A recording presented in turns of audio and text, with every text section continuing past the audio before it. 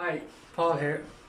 I was making a video there the other day about seeding a tray of microgreens, and I thought to myself, I need to kind of explain what microgreens are for people, because a lot of people don't really know what microgreens are because they're pretty new and they're not really around a long time.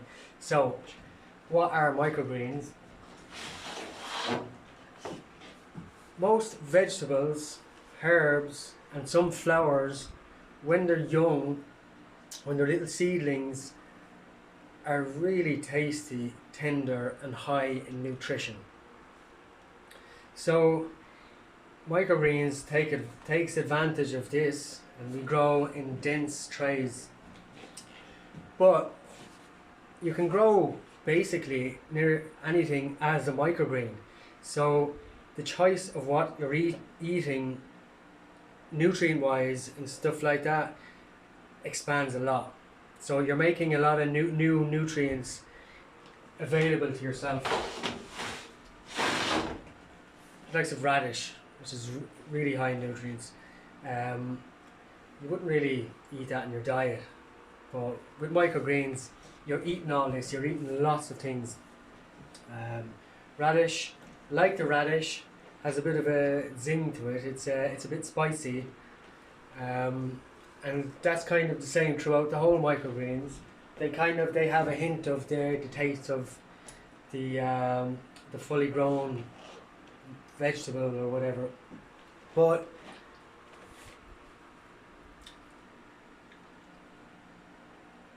their nutrient level is a way higher.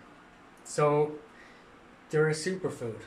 You're kind of getting the nutrients, more nutrients at this stage than you are for a plant that's fully grown. So and the good thing about that is it's not hard. You can grow broccoli in 1 week under the right conditions. You can grow broccoli in a week, and it's super nutritious. This broccoli is probably about 6 or 7 days old. When I say a week, it could be even 10 days. If you left it go, you can leave it go a bit more. Most microgreens can grow a bit more, and it's not really a problem. Sunflowers are an exception to that. Here's kohlrabi. Microgreens are they look super ornamental. They just look beautiful.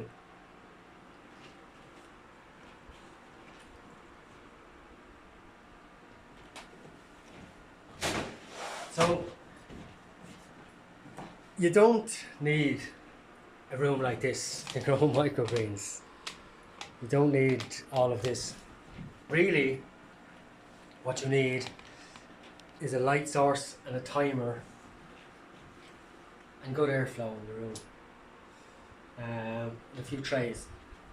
It's when you kind of scale it up that you need to change things. But if you wanted to just get started with microgreens, you get a low power, cheap light with the daylight temperature, and you can start there.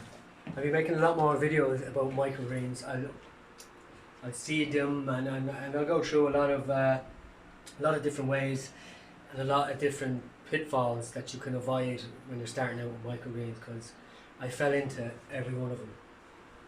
So that's microgreens. Just a bit of an explanation of microgreens before I get any more complicated, but it's not that complicated. That's coriander. Coriander would take a bit longer than broccoli.